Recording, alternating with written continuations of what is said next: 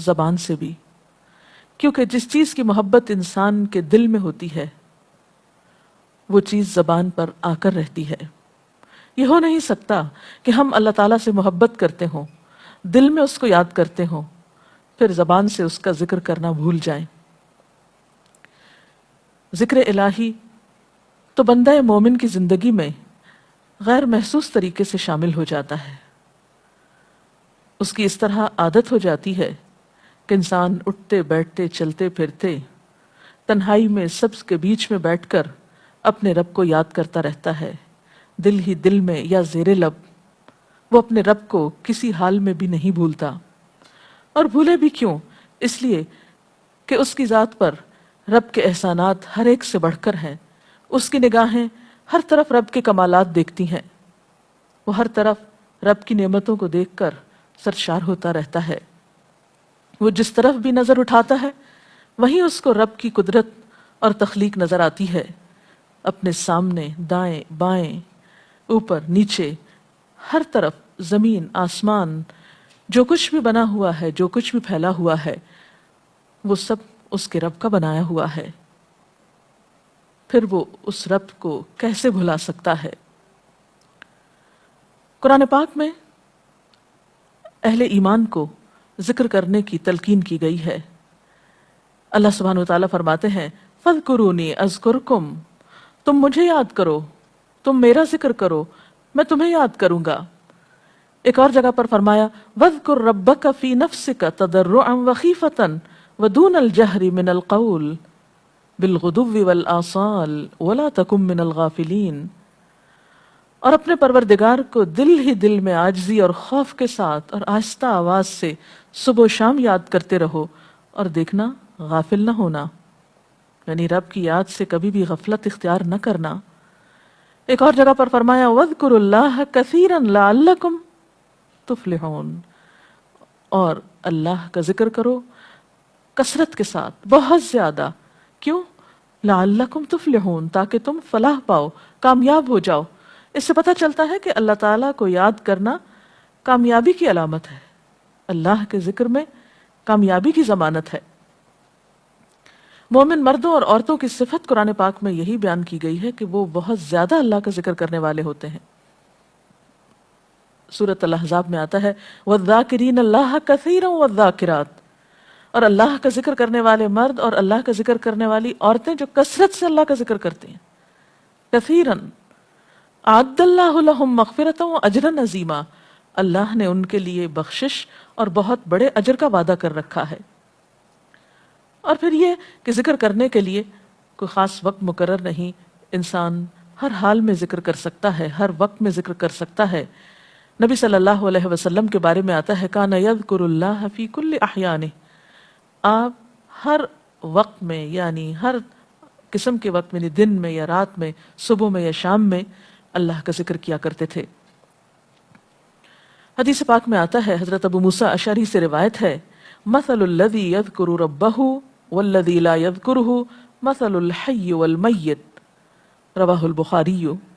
آپ صلی اللہ علیہ وسلم نے فرمایا اس شخص کی مثال جو اپنے رب کا ذکر کرتا ہے زندہ انسان کی طرح ہے، اور اس کی مثال جو اپنے رب کا ذکر نہیں کرتا مردہ شخص کی طرح ہے۔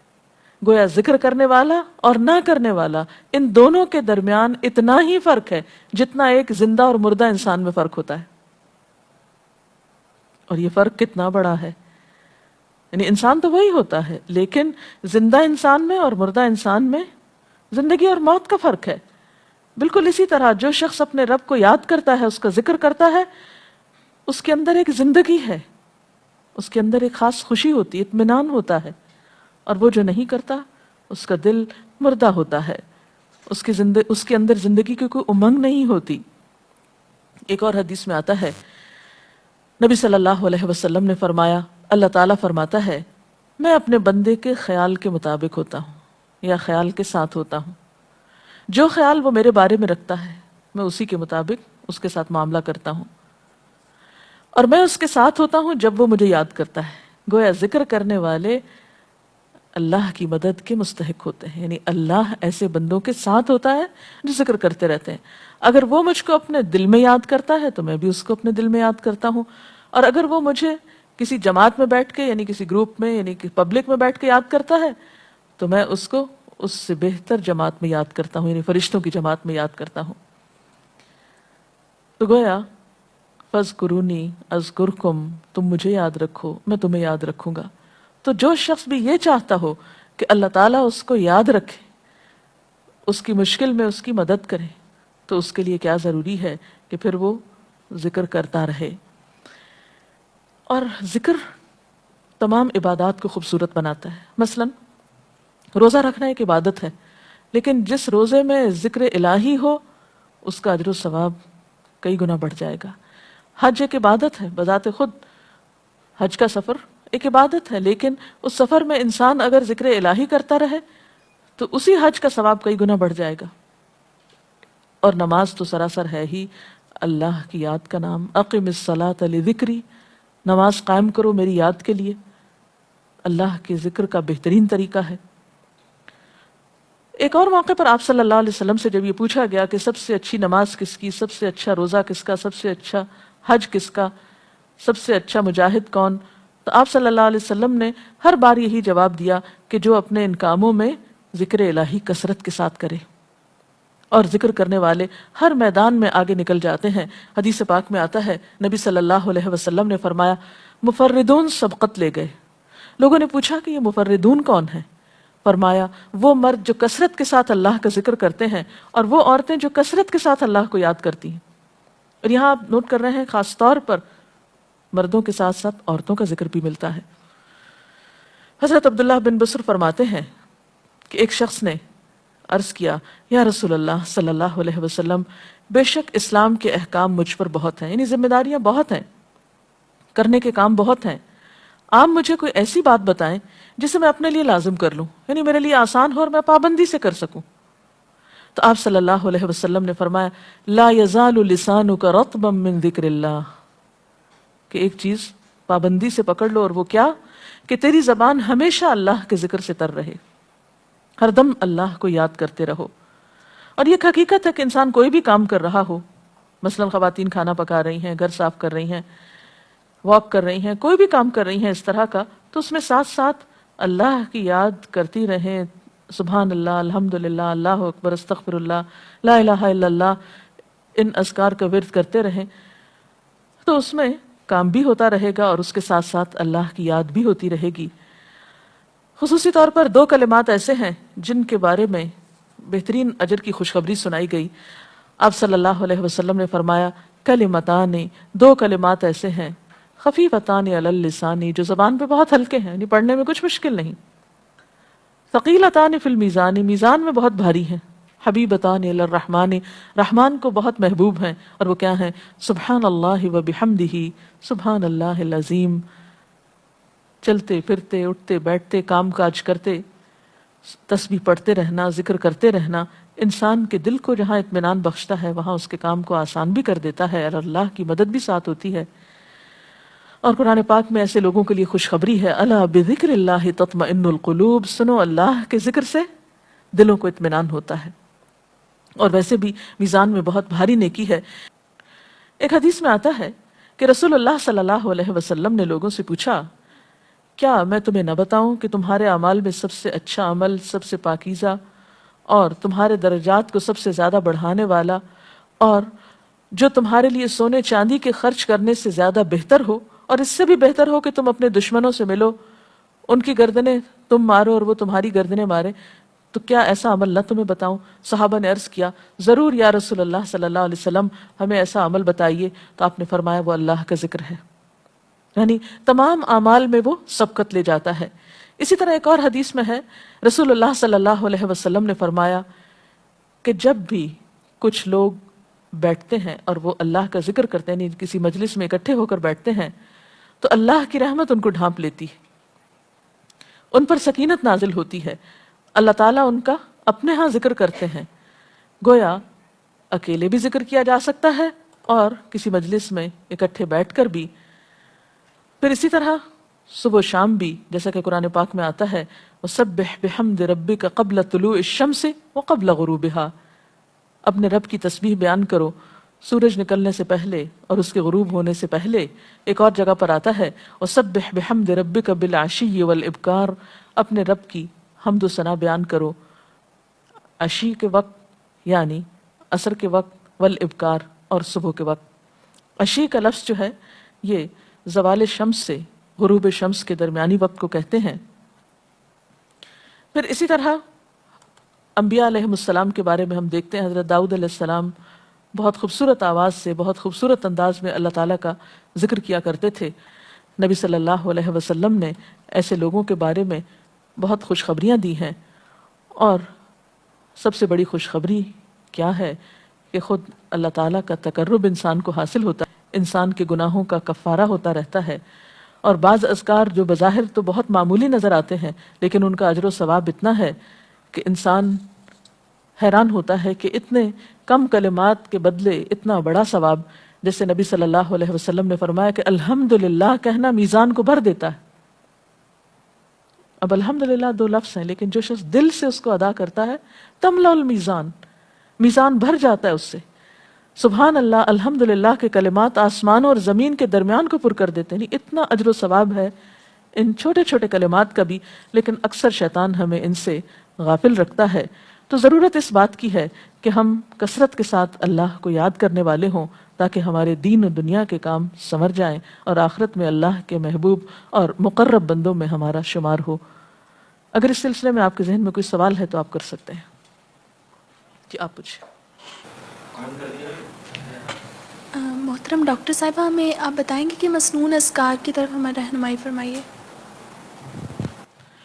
بہت سی کتابیں ایسے ہیں جس میں نبی صلی اللہ علیہ وسلم سے ہر موقع کی مناسبت سے اذکار مذکور ہیں. مثلا آپ دیکھیے کہ آپ صلی اللہ علیہ وسلم جب نیند سے بیدار ہوتے تھے تو اس وقت اللہ تعالیٰ کے ذکر سے دن کا آغاز کرتے تھے.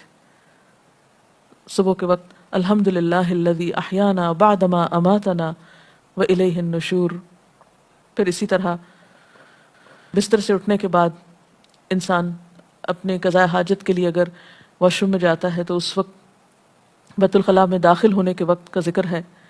پھر بیت الخلاء سے باہر آنے کے وقت نبی صلی اللہ علیہ وسلم جب تہجد کے وقت اٹھتے تھے تو وضو سے پہلے آسمان کی طرف نگاہ اٹھا کر سورۃ آل عمران کی آخری آیات پڑھا کرتے تھے.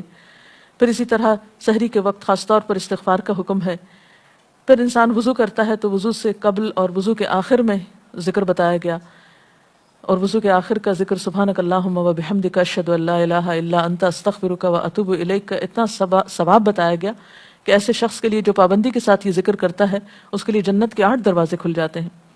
پھر اسی طرح جب انسان گھر سے نکلتا ہے مسجد کی طرف جاتا ہے مرد حضرات تو گھر سے نکلنے کے وقت کی دعا ہے. پھر اسی طرح راستے میں پڑھنے کی، پھر مسجد میں داخل ہونے کی، پھر مسجد کے اندر، پھر مسجد سے باہر نکلتے وقت، پھر دوبارہ گھر آتے ہوئے بازار سے اگر گزرتا ہے تو اس وقت کا ذکر ہے.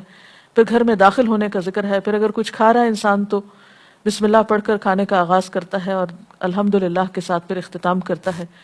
پھر اسی طرح چھینک آنے پر ذکر ہے. پھر مرغا اگر آزان دیتا ہے تو اس وقت کا ذکر ہے.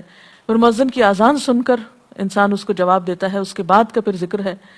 پھر اسی طرح انسان کسی کے ساتھ جب معاملہ کرتا ہے، کہیں وعدہ کر رہا ہے تو اللہ کو یاد کرتا ہے انشاءاللہ کہہ کے. پھر اسی طرح کوئی اچھی چیز دیکھتا ہے ماشاءاللہ کہتا ہے، کہیں استغفر اللہ کہتا ہے. تو بندہ مومن کی زندگی کا کوئی مقام اور کوئی موقع ایسا نہیں جس کے بارے میں نبی صلی اللہ علیہ وسلم نے کوئی نہ کوئی خوبصورت انداز کا ذکر نہ سکھایا ہو. حتیٰ کہ انسان شام ہوتی ہے تو پھر صبح و شام کے اذکار ہیں. پھر اسی طرح ہر نماز کے بعد کے اذکار ہیں، تسبیحات ہیں. پھر بستر میں جاتے وقت کی دعا ہے. پھر اسی طرح اگر آپ کسی بیمار کی عادت کرنے کے لیے گئے ہیں تو اس وقت کی دعا ہے. اگر کوئی بیمار ہو جاتا ہے تو اس کے اوپر پڑھی جانے والی دعائیں ہیں. یعنی کوئی بھی زندگی کا گوشہ ایسا نہیں جس میں ذکر الہی کی طرف ہمیں متوجہ نہ کیا گیا ہو. اور حقیقت یہ ہے کہ انسان جب دنیا سے رخصت ہوتا ہے اور اگر لا الہ الا اللہ پر اس کی موت آتی ہے تو انشاءاللہ اس کے لیے بشارت ہے جنت میں جانے کی. لیکن یہ اسی وقت ہو سکتا ہے جب ہم اپنے عام حالات میں ذکر کے عادی ہوں. یہ نہیں ہو سکتا کہ عام طور پر ہم غافل رہیں اور اچانک موت کے وقت ہمیں یاد آ جائے. اور بات یہ ہے کہ جس خیر پر انسان دنیا سے رخصت ہوتا ہے اسی پر پھر قیامت کے دن اٹھایا جائے گا. اس لیے ذکر کو اپنی عادت میں شامل کر لینا چاہیے. جی آپ پوچھیے. ذکر اور دعا میں کیا فرق ہے؟ کیا دعا بھی ذکر میں شامل ہے یا ذکر اور دعا دو مختلف چیزیں ہیں؟ ذکر اور دعا دونوں ایک ہی چیزیں ہیں. ذکر کا مطلب ہے اللہ کو یاد کرنا. بعض اوقات انسان صرف دل میں یاد کرتا ہے, زبان سے نہیں بھی دہراتا, تو وہ بھی ذکر شمار ہوتا ہے. بعض اوقات انسان کوئی مسنون کلمات کہتا ہے, بعض اوقات اللہ تعالیٰ کی تعریف اپنی زبان میں بیان کرنا, یہ بھی ایک طرح سے ذکر کرنا ہوتا ہے. اور دعا میں خاص طور پر کسی چیز کا مطالبہ کیا جاتا ہے, یہ کچھ مانگا جاتا ہے اللہ تعالیٰ سے. یعنی ہر دعا ذکر ہے, لیکن ہر ذکر دعا نہیں ہوتی. ذکر کی کئی قسمیں ہیں جن میں سے ایک دعا بھی ہے. جی آپ پوچھیں. کیا ذکر کے لیے ہر وقت باوضو رہنا ضروری ہے؟ ذکر کے لیے ہر وقت باوضو رہنے کی شرط نہیں ہے.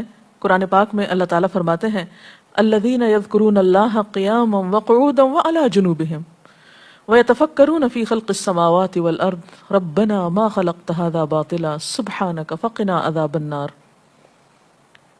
وہ لوگ جو اللہ کو یاد کرتے رہتے ہیں کھڑے ہو کر, بیٹھ کر, لیٹ کر, اپنے پہلوؤں پر, اور کائنات میں غور و فکر کرتے رہتے ہیں, کہتے ہیں کہ پاک ہے تو اے ہمارے رب, ہمیں آگ کے عذاب سے بچا.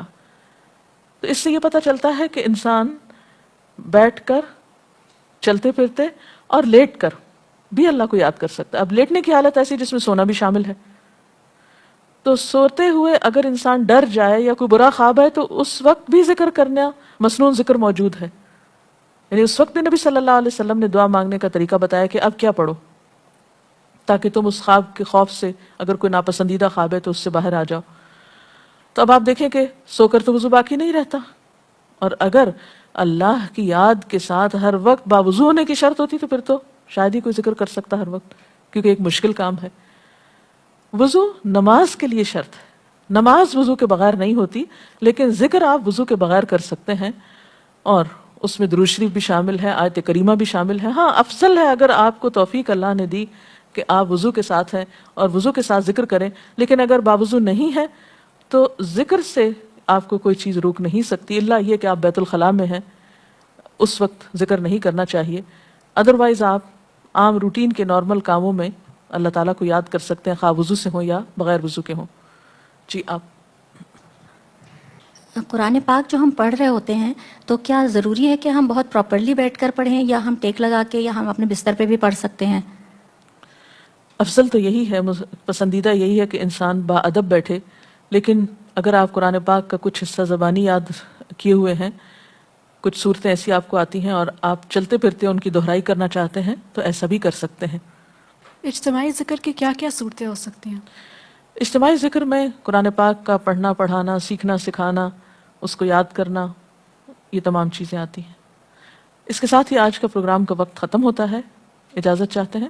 السلام علیکم ورحمۃ اللہ وبرکاتہ. اللہ اکبر اللہ اکبر لا الہ الا اللہ واللہ اکبر اللہ اکبر وللہ الحمد.